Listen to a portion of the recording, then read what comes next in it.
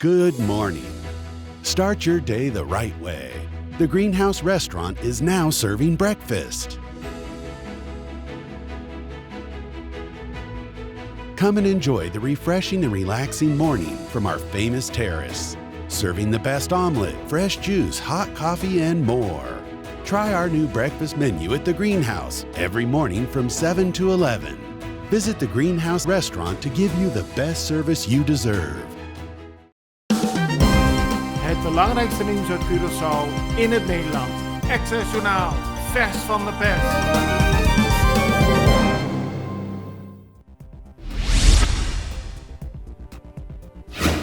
In opdracht van het Antilliaans Dagblad en Extra heeft het kenniscentrum van de University of the Dutch Caribbean een peiling gehouden onder de bevolking van Curaçao. Als die peiling uitkomt, dan houdt de huidige coalitie van Par en Man maar 5 van de huidige 11 zetels over. Verder zou de PNP 5 zetels krijgen en de MFK 7 zetels. De uitkomst is opvallend, maar het UDC heeft in de afgelopen jaren laten zien vaak op de juiste weg te zitten met de peilingen. De Curaçaose regering heeft aangekondigd voor de tweede keer in 7 dagen de avondklok te verlengen. Dat is een gevolg van de snelle stijging van het aantal coronabesmettingen op Curaçao. Zo nam het aantal besmettingen in de afgelopen week flink toe. Alleen al afgelopen weekend ging het om een stijging van 150 gevallen. Daarmee waren er zondag 373 actieve besmettingen op Curaçao, terwijl een week eerder het nog om 112 personen ging. Dat ligt volgens de overheid vooral aan de Britse variant van het COVID-19-virus. De avondklok geldt vanaf vandaag, vanaf 9 uur 's avonds tot 4:30 's ochtends.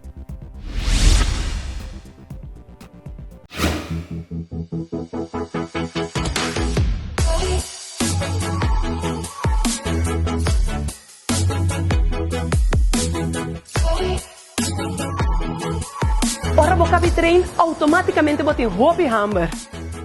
E se você gosta pão, escorre saber. Escorre Isafet.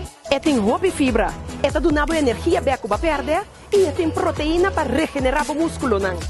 Panaderia Isa, para o healthy lifestyle. Behalve de aanpassing van de avondklok gelden er ook strengere regels voor restaurants op Curaçao. Die moeten sowieso om uiterlijk 8 uur dicht. Er mogen niet meer dan 25 bezoekers tegelijkertijd in een restaurant zitten. Mensen mogen niet langer dan 2 uur aan een tafel zitten en aan een tafel mogen niet meer dan 4 mensen zitten. De Curaçao Restaurant Association noemt het opnieuw een harde klap voor de restaurants en vraagt zich af hoe de restaurants hiermee om kunnen gaan. Het was al lastig in het afgelopen jaar, maar het wordt volgens de organisatie alleen maar lastiger. De organisatie Fundación Curaçao Transparente heeft onderzoek gedaan naar het belang van integriteit bij de verschillende politieke partijen op het eiland. Daaruit komt naar voren dat er nog veel werk te verrichten is, aldus de stichting.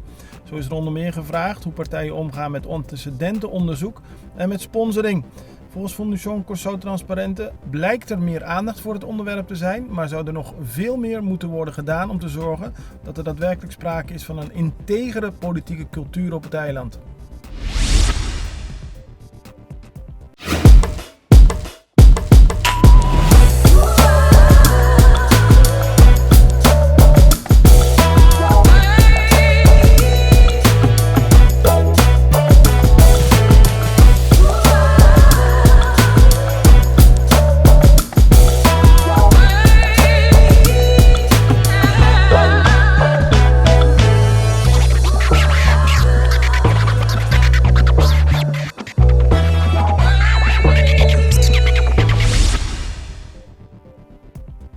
Een 48-jarige Curaçaose man heeft zijn vrouw dit weekend in haar been geschoten. Dat gebeurde toen de twee op een kamer waren. Daarna heeft de man de vrouw naar het ziekenhuis gebracht en uiteindelijk is hij door de politie gearresteerd. De politie onderzoekt wat er zich precies heeft voorgedaan en waarom de man op de vrouw geschoten heeft. Monsieur Louis Seco heeft in het kader van de aanstaande parlementsverkiezingen benadrukt dat vooral eenheid op Curaçao van groot belang is. Daarmee moet rekening worden gehouden als mensen daadwerkelijk naar de stembus gaan. Ook het persoonlijke geweten van de kiezer en van de politici speelt een grote rol, aldus Monsieur Louis Seco. Het is niet een plek waar je normaal vaker ministers ziet, Maar gisteren stond Team Kroes tegen Team Kirigori op het voetbalveld van Jong Holland. Minister Steven Kroes en Quincy Kirigori speelden met 2 teams tegen elkaar. Het team van justitieminister Quincy Kirigori bestond uit gedetineerden van de SDKK-gevangenis. Uiteindelijk won het team Kroes met 10-3. Het belangrijkste nieuws uit Curaçao in het Nederland. Access Journaal, vers van de pers.